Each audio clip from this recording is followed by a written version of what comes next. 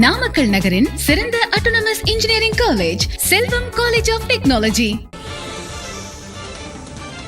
வடமாநிலங்களில் பரப்புரை செய்வது குறித்து திமுக தலைவர் மு க ஸ்டாலின் கட்சி நிர்வாகிகளோடு ஆலோசனை நடத்தி வருகிறார். அண்மைச் செய்திகளாக பார்த்து வருகிறோம். வடமாநிலங்களில் பரப்புரை செய்வது தொடர்பாக திமுக தலைவர் மு க ஸ்டாலின் கட்சி நிர்வாகிகளோடு ஆலோசனை நடத்தி வருகிறார். ஆலோசனையில் வடமாநில பரப்புரை மற்றும் கட்சிப் பணிகள் குறித்து விவாதித்ததாக தகவல் வெளியாகி இருக்கிறது. அண்ணா அறிவாலயத்தில் திமுக பொருளாளர் டி.ஆர். பாலு உள்ளிட்ட நிர்வாகிகளோடு முதலமைச்சர் மு க ஸ்டாலின் இந்த ஆலோசனையில் ஈடுபட்டிருக்கிறார்.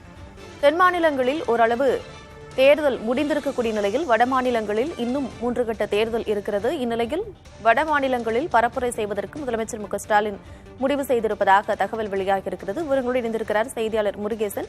முருகேசன், வடமாநிலங்களில் முதலமைச்சர் மு க ஸ்டாலின் பரப்புரை செய்வதாக தகவல் வெளியாகியிருக்கிறது. இதற்கான ஆலோசனை கூட்டத்திலும் ஈடுபட்டிருக்கிறார். ஆலோசனையில் என்னென்ன விஷயங்கள் விவாதிக்கப்படுகிறது? திமுக தலைவரும் தமிழக முதலமைச்சர் மு க ஸ்டாலின் அண்ணா அறிவாலயத்தில் அக்கட்சியின் பொதுச் செயலர் துரைமுருகன் மற்றும் பொருளாளர் டி.ஆர். பாலு ஆகியோருடன் ஆலோசனை மேற்கொண்டார். இதில் 3 விஷயங்கள் பேசப்படுகிறது. குறிப்பாக நேற்றைய தினம் இளைஞரணி நிர்வாகிகள் கூட்டம் ஆலோசனை கூட்டம் அன்பகத்தில் நடைபெற்றது. இளைஞரணி செயலாளர் உதயநிதி ஸ்டாலின் தலைமையிட்ட கூட்டத்தில் தமிழக முதலமைச்சர் மு க ஸ்டாலின் பங்கேற்று கலந்து கொண்டார்.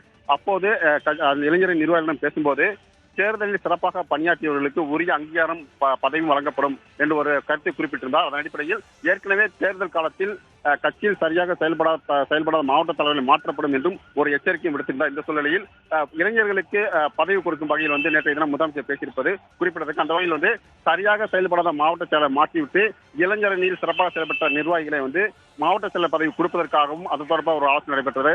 அதே போன்று வடமாநில, அதாவது தமிழக முதலமைச்சர் மு க ஸ்டாலின் இந்தியா கூட்டியிருக்கிறார்.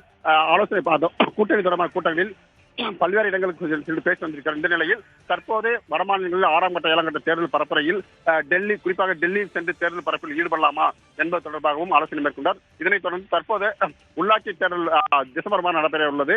அது தொடர்பாகவும் வரும் ஜூன் 3ஆம் தேதி மறைந்த திமுக கலைஞரின் 100ஆண்டு விழா கொண்டாட்டம் வராகி இருக்கிறது. எனவே அவருடைய பிறந்தநாள் விழா எப்படி கொண்டாடுவது என்பது குறித்தும் தொடர்ந்து ஆலோசனை நடைபெற்று வருகிறது. கார்த்திகா. முருகேசன், ஒருவேளை வடமாநிலங்களில் பரப்புரை செய்வதாக இருந்தால் குறிப்பிட்டு செல்லக்கூடிய தொகுதிகளாக என்னென்ன தொகுதிகள் இருக்கும்?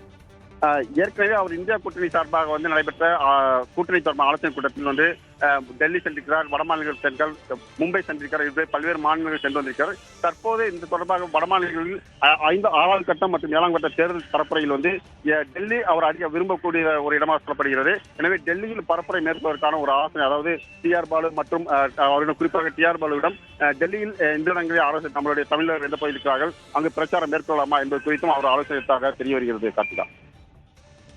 முருகேசன், வடமாநிலங்களில் முதலமைச்சர் மு க ஸ்டாலின் பரப்புரை செய்வதாக முடிவு செய்யப்பட்டிருக்கிறது. தற்போதைய விவரங்களை வழங்கியமைக்கு நன்றி. நாமக்கல் நகரின் சிறந்த autonomous engineering college Selvam college of technology.